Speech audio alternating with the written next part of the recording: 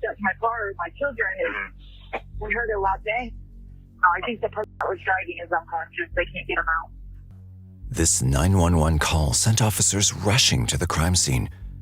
But soon, another call would turn the case into something far more sinister. 911, police, fire medical. Ambulance. I'm the manager at Walmart. Somebody was shot in their car. With no sign of the perpetrator and a trail of confusing evidence, investigators dealt with a case that defied logic. The killer believed they'd planned the perfect murder, but what followed was a maze of secrets that detectives were not prepared for. At the store and talking to the police, and then 50 minutes later, the guy's dead. That there's something we're missing. On March 23, 2019, the police arrived at the scene after receiving 2 consecutive emergency calls from an area near a Walmart. When they arrived, they were in utter shock at the state of the man in the SUV who'd been pulled out by security guards moments after the collision. Turned out as a collision. Okay. I ran into the Walmart. After the car hit the door, just security guards ran out here and figured out he was a gunshot. Upon investigation, the police discovered that the man had been shot in the shoulder from outside the car. But unfortunately, he couldn't be saved. They collapsed his lungs.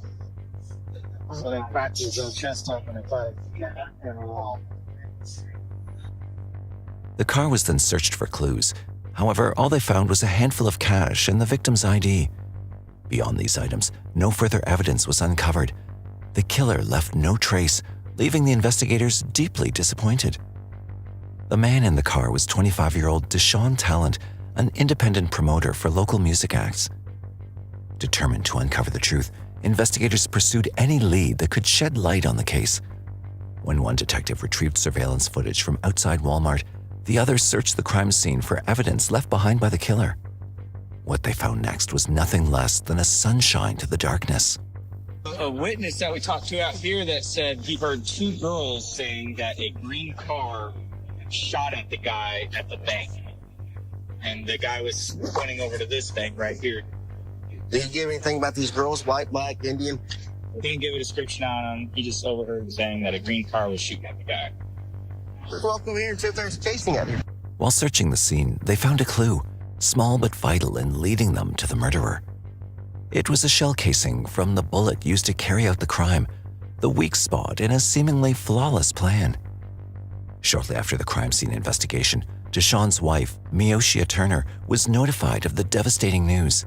But what she revealed was entirely unexpected. St. Louis and St. Francis. She seemed to think that he was a player. He liked to mess with other guys' women and cause some problems. He liked to act street, but he really wasn't. Does she know of anyone he's having problems with or anything? Well, she didn't say anyone specifically. She just said that a lot of people were kind of out to get him. To learn more about Deshaun Talent, the detectives decided to visit his mother and wife, hoping to learn more about the troubled past his wife had mentioned. To their surprise, his mother said something far more eye-opening than they expected. They admitted that he can be a troubled person at times. He's got a lot of enemies. He's done a lot of things that people would want to be after him. According to his mother and wife, Deshaun was no better than his worst enemies. They believed he may have been involved in a dispute that escalated to the tragic incident. Meanwhile, as discussions about the past unfolded, investigators retrieved the CCTV footage from Walmart. They aimed to confirm the witness's statement and identify the mysterious green car. Shortly after, a call from a patrol officer sent shockwaves through the investigation, turning the entire case around. The information he revealed wasn't just crucial, it was the missing piece that changed everything. He said around 7 o'clock, he took a disturbance call at the Arby's. Turns out the guy that was causing the disturbance was our homicide victim, Deshaun Talent. He was causing drama at the drive-thru, got mad, went on in the store, spit on the night manager. And the night manager followed him out, and she was able to get a tag number, and it's Mr. Talent's Tahoe. Deona Young, a manager at Arby's in Tulsa, Oklahoma, had a heated argument with Deshaun, which she later reported to the police. Shockingly, just 50 minutes later, Deshaun Talent was shot dead. This revelation sent waves of suspicion through the detectives, raising more questions than answers. With each clue, the case became clearer, leading detectives to their next move. They swiftly gathered all nearby Arby's surveillance footage to track the suspicious green car. Detectives wanted to determine whether the green car belonged to the night manager, Deonna Young. To confirm this, they decided to contact her to see if she was willing to talk. Deonna agreed to meet with them, and the police made their way to the Arby's. They hoped she might have a lead, or perhaps even the missing piece that could finally make sense of this tangled case. Tell me what happened. The guy, he came through drive-thru, and I didn't initially take his order. Training manager took his order, home training, and the guy was like, hold the phone, I'm on the phone. And when he was ready to order, he was like, hello, are you guys still there? And we're like, yes, what can we do for you? He's like, well, let me get a number 12 then. And the manager's like, yes, small, medium, or large. He's like, I said a large. So he's just really upset. Once he gets to the window, the same manager gave him his drink, and it wasn't the right drink. So at that time, he got out of his truck. He was pissed. Yeah. Deonna seemed honest as she spoke to the police, and the detectives listened carefully, taking in every detail of what had happened that day. I'm like, hey, what's wrong? This ain't my right drink. I asked for a sweet tea. Where's the manager? And all this other stuff. And I'm like, well, I am the manager. And he's going off on me, just going off on me. He doesn't want the food anymore. He doesn't want the drink. He throws the drink back inside. He doesn't want it. Please, give me my money back. You trying to steal my money, bitch? You don't know who the I am. He's like, I'll come back up here and pull up on you. Which one of these is your car? Which one of these is your car? So at this time, I'm like, you know what? It's not safe. Deonna recounted how, after her argument with Deshaun, she felt compelled to follow him, hoping to catch his license plate before he disappeared. But as she was leaving, a patrol car pulled her over.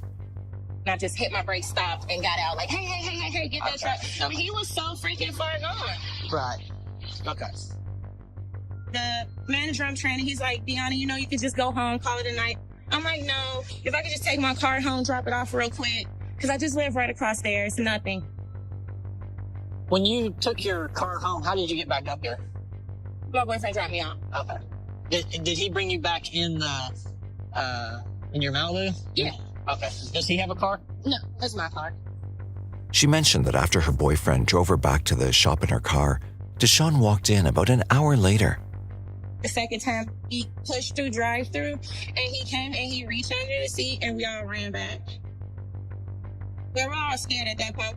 And we're like, okay, you know, now he was for real. You know, so at this point, I tried to lock our doors. Before I can lock our doors, he comes up. But before she could close the door, she said Deshaun stormed into the restaurant, looking completely out of control. He's mad. He grabs my hoodie. He rips it. He spits. He's like, and so I spit back. So I'm upset.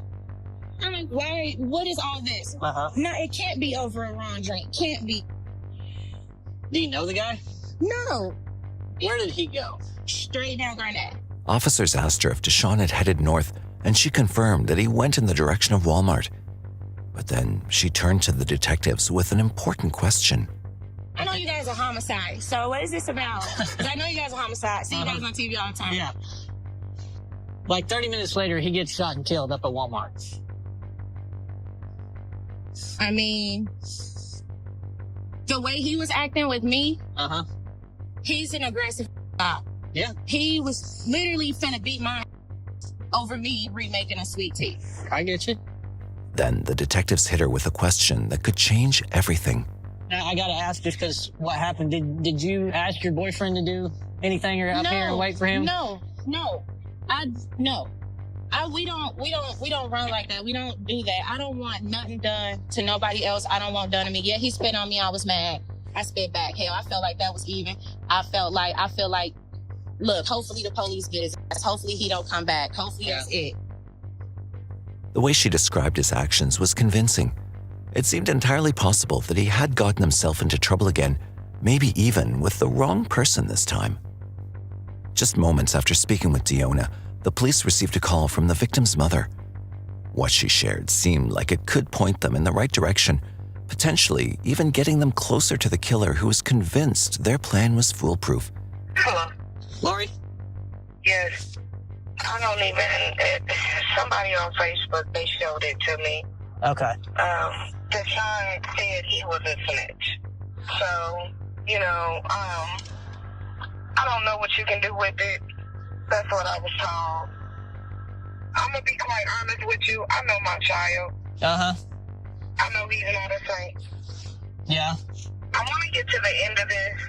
I want to be able to find out who did it, why they did it, and move forward. Right. But at the same time, okay, if I hear of anything else, I'll be more than happy to give you a call. Okay, yeah, just give me a call anytime. This is my cell phone.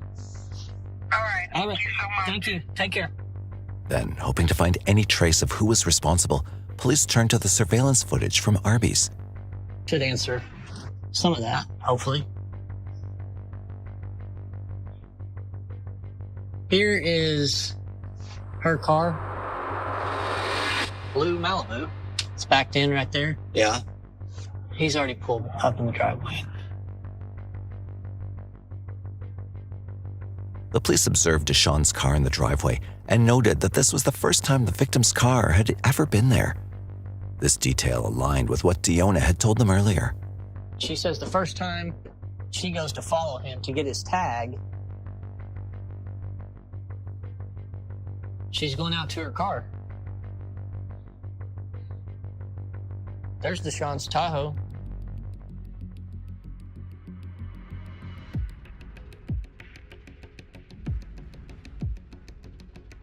And she's pulled over right away. After she was pulled over, police reviewed the surveillance footage and saw that she'd parked in the same spot as before. It was a good sign, proof that she hadn't followed him that day. But then detectives recalled that Deshaun had returned just 45 minutes after leaving.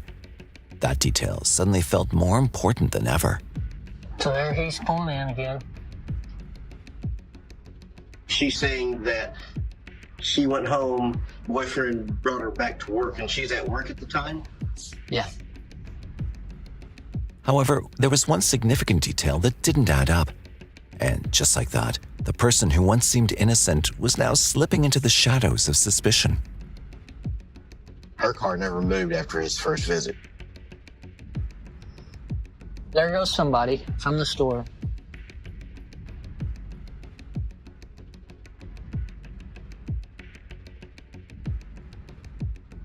There goes her car.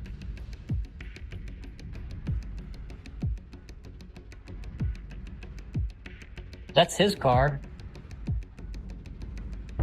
And there's her car right behind it. Holy cow. What the detective saw was baffling. She had followed Deshaun. If she had shot him and then walked into work that same day as if nothing had happened, it was deeply unsettling. The chances of her being the murderer seemed high, so they scanned the footage again for any detail they might have missed. And that's when they saw it. Another figure. The detectives theorized that this figure could have been Deonna's boyfriend, waiting to pull the trigger on Deshaun. With this information, detectives knew they had to act fast. Some officers rushed to Arby's, searching for any evidence, while others were tasked with keeping an eye on Deonna's movements. And that's when they spotted it. Deonna's car right outside Arby's. That's her right there.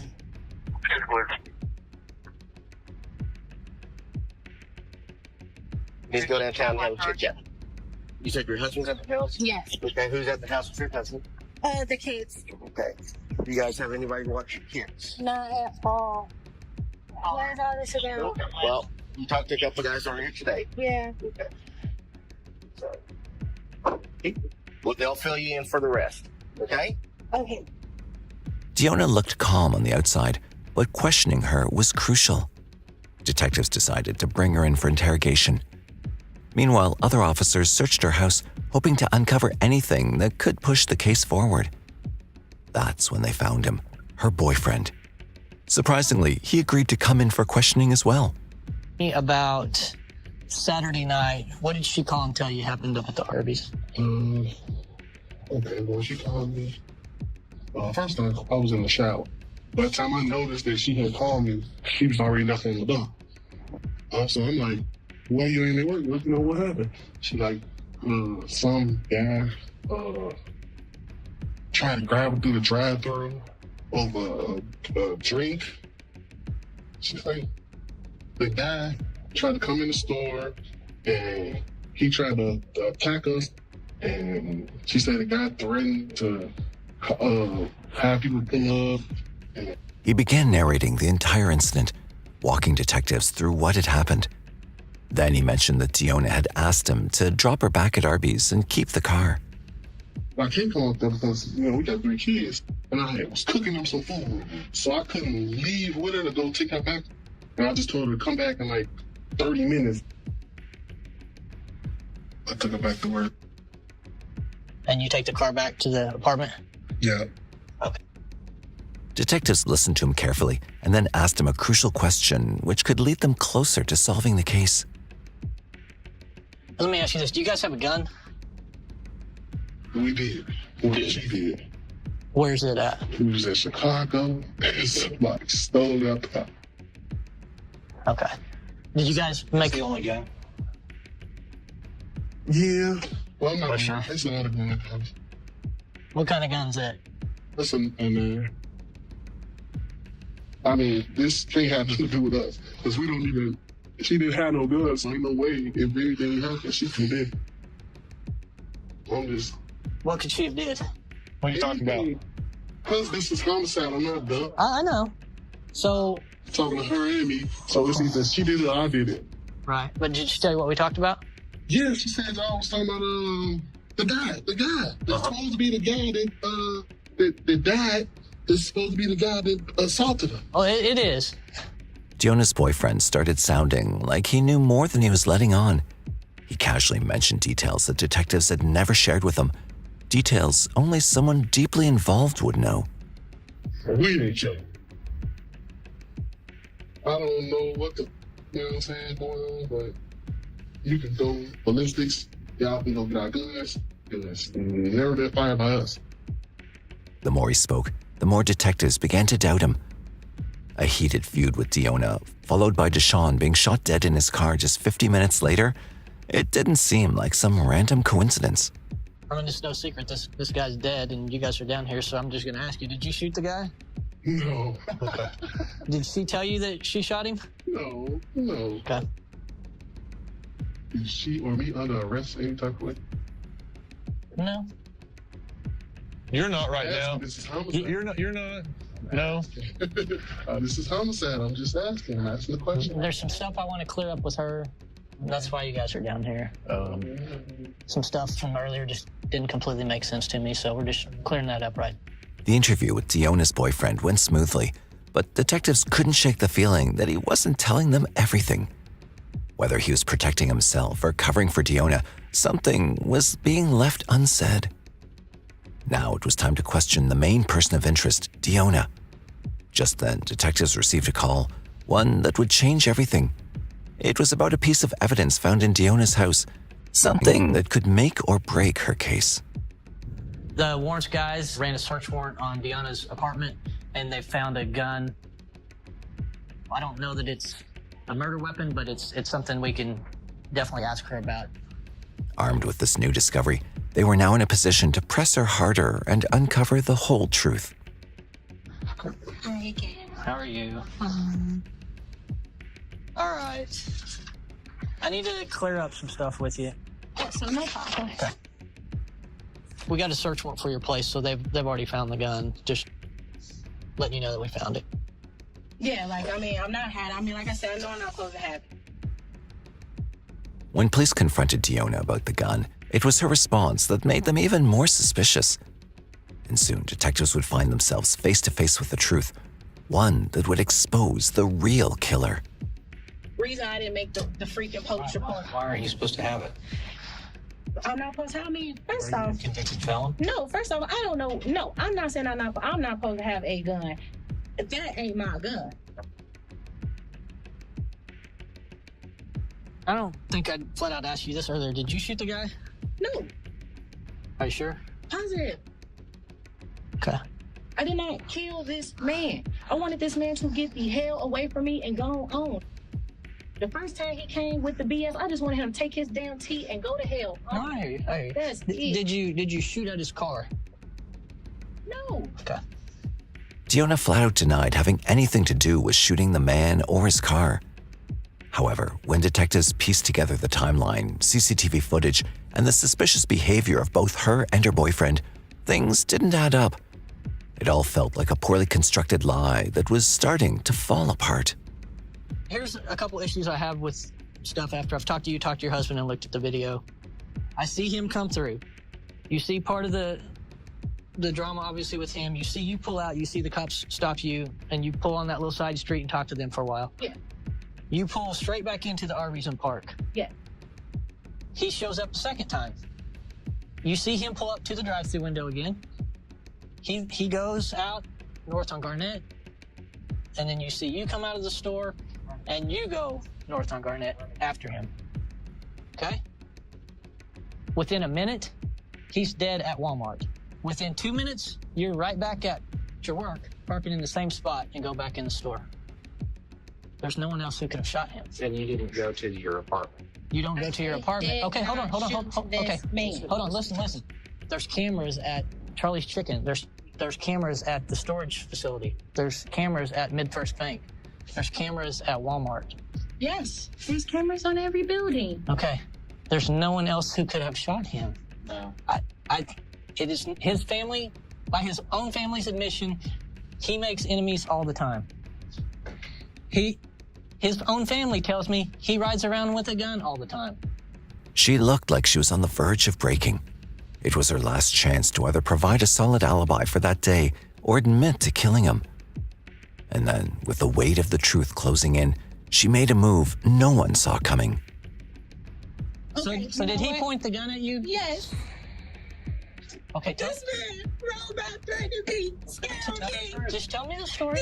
Everything from the beginning is the truth. Every single Right. thing. This man was putting fear in my heart, and I ain't got nobody. I wanted his tag. I know Because you I wanted did. to call the police and tell them, y'all ain't doing nothing. This man gonna hurt me. I know. And when he did, he pulled up on the side of me and he rolled down the window, and I'm panicked. All right. What did you do? I'm then? panicked. What did you do? I just closed my eyes and went like that. He was scaring me, y'all. He was scaring me, y'all. Where did you shoot him at? At what point? He pulled up, like, we were, like, when he realized I was behind him, he stopped. Okay. He went, "Argh," and I went, "Argh," and I'm like, oh, he notices me. I start driving. I start driving again. He starts driving again. And I'm speeding up. He's speeding up. He irks. And literally, it's so quick in between, guys, because the street between Walmart here is, everything's going a mile a minute. And literally, he rolled down the window. I saw this, and I was scared. What did you see? I didn't want to die. Her scheme, once thought to be flawless, began to crumble under the pressure of solid detective work as they managed to outsmart her. She didn't just confess, she laid it all out, detailing exactly how it happened. Detectives later also found that she'd used a .45 caliber handgun for which she did not have a license. The detectives had their answers, but they weren't done yet. They pressed further to know her every move after the attack. I didn't think I hit him. I just thought he was going to turn around and follow me. So I watched him. He wasn't driving erratically.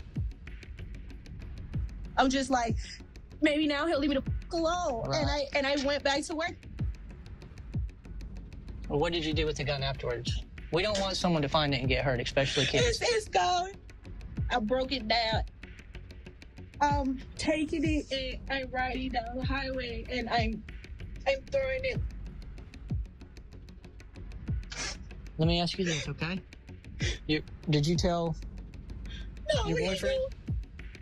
When I came and told him, he just fell out and cried. Before I go to jail, can I at least see my baby? Yes. Yes. Listen to me. Okay, here's.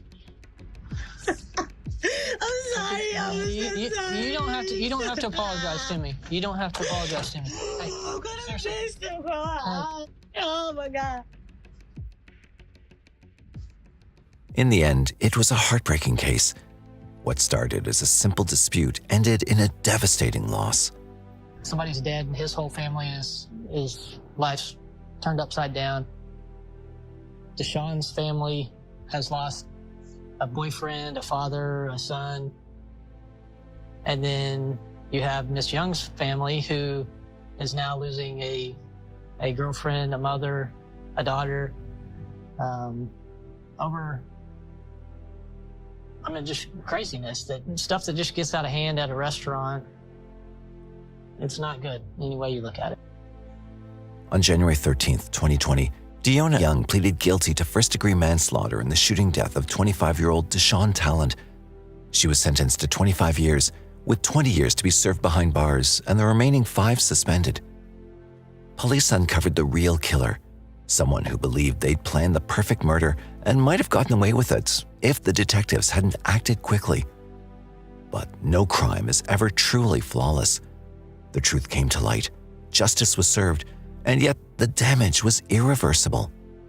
One life was lost, another condemned to years behind bars, and countless others were left to carry the weight of a tragedy that never should have happened. Before we end the video, we offer our deepest condolences to Deshaun Talent's family. No one should have to endure such a heartbreaking loss. Tell us in the comments what you think. Was Deshaun shot over just a small fight? Or was there something more to this story that we may never truly know? If you love what we do, consider becoming a channel member to unlock exclusive content. Drop your thoughts in the comments below, and don't forget to like the video, subscribe to Mysterious 7, and let us know which case you'd like us to cover next. Until next time, stay curious.